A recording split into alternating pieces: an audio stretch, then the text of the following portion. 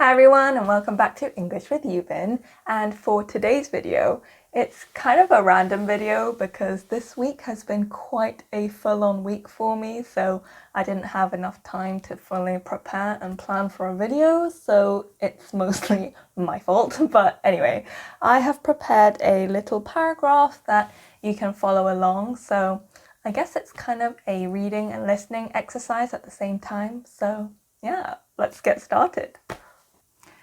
Okay, so today I am going to be telling you about a very important day in my life, the day I got Bonnie. Now, you might be wondering, who is Bonnie? And she's actually my beautiful 3.5-year-old golden retriever who will forever be a puppy in my eyes. And so in 2020, the 1st of March to be exact, we drove all the way to Wales, which ended up being a 5-hour drive. And we initially went to visit a few litters, but unfortunately, none of the litters we visited felt right for us because it's really important to pick a puppy that suits your lifestyle and your personality. So we were feeling a bit bummed because we thought we wouldn't be bringing home a puppy that day. But on our way to visit the last litter that we had planned for the day, it was literally in the middle of nowhere and there was a really big rainbow outside our window, and then we arrived. I kid you not, we arrived at a farm with cows and I think there were sheep too. And fun fact, did you know that Wales actually has a 3-to-1 sheep to person ratio? Yeah, fun fact. But anyway, it's kind of funny because when I called the breeder, I told my sister that he sounded like he was on a farm, and then we all actually arrived at a farm. So yeah, we all cracked up about it. But when we saw Bonnie, we all instantly fell head over heels in love with her. She was so tiny and so cute, and that was when we decided to bring her home. So I always like to say that she was the pot of gold at the end of the rainbow because she's my little treasure.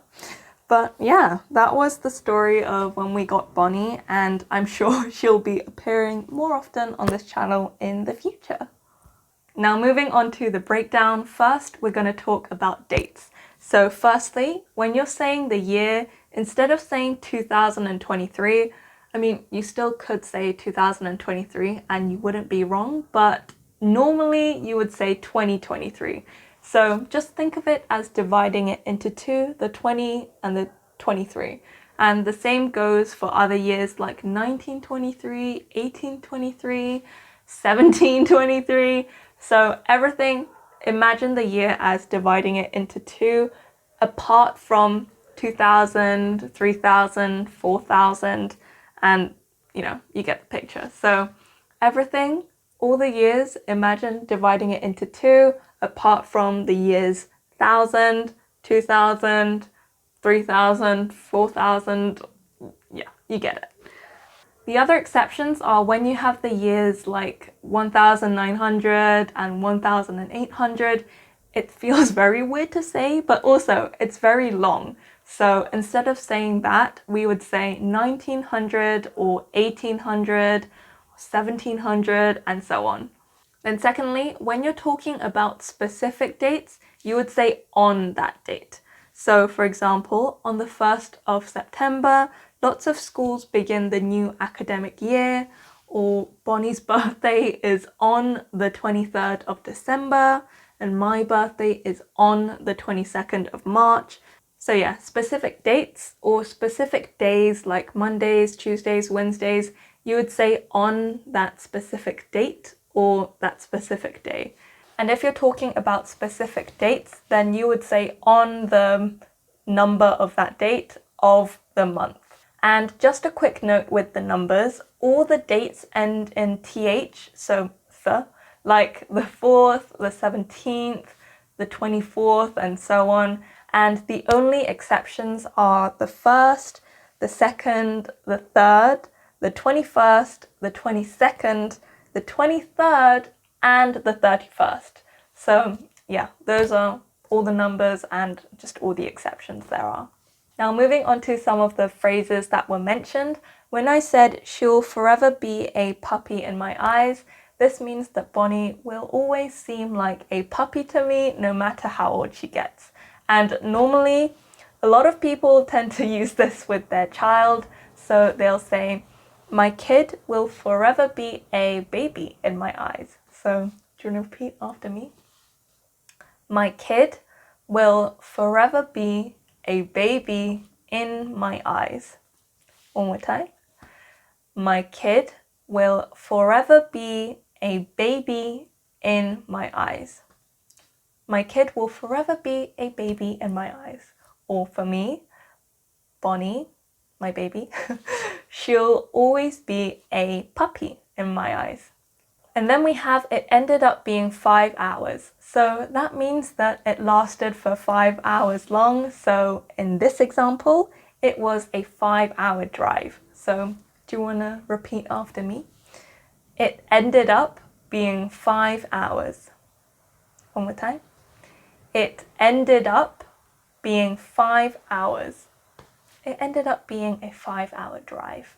So very long.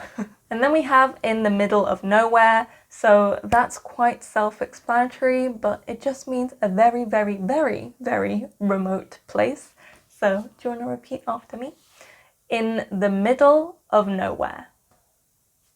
In the middle of nowhere. In the middle of nowhere. So when you're talking about some place that is far, far away from all humanity, you can say that it was in the middle of nowhere.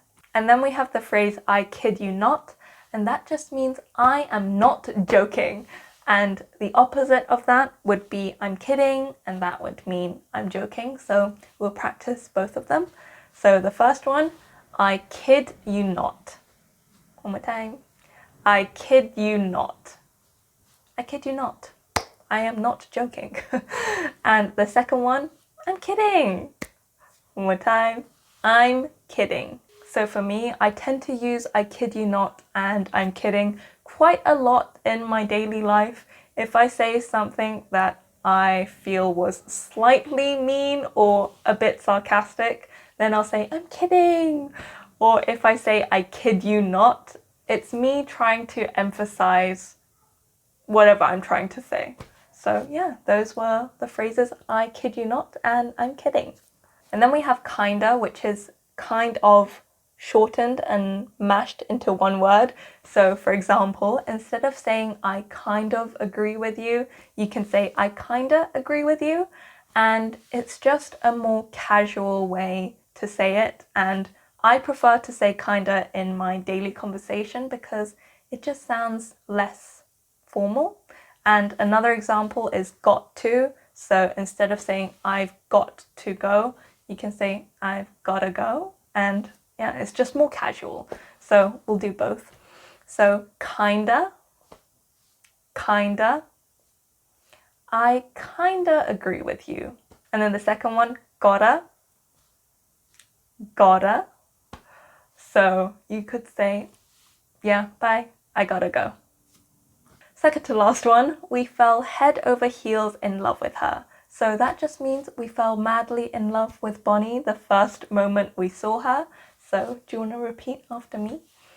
We fell head over heels in love with her. One more time. We fell head over heels in love with her. So we fell head over heels in love with Bonnie the first moment we saw her. And finally, there is the pot of gold at the end of the rainbow. And there's just a saying that there's a pot of gold at the end of the rainbow, and I'm not exactly sure where it came from, but there you go. So do you want to repeat after me? The pot of gold at the end of the rainbow. One more time. The pot of gold at the end of the rainbow. The pot of gold at the end of the rainbow. But what does the pot of gold at the end of the rainbow actually mean? Well, it's actually something that you really want or you really want to achieve. So whenever there is anything that you really, really want or you really, really want to achieve, then you can say that it is the pot of gold at the end of the rainbow. So yeah, that's how you use that idiom and that phrase.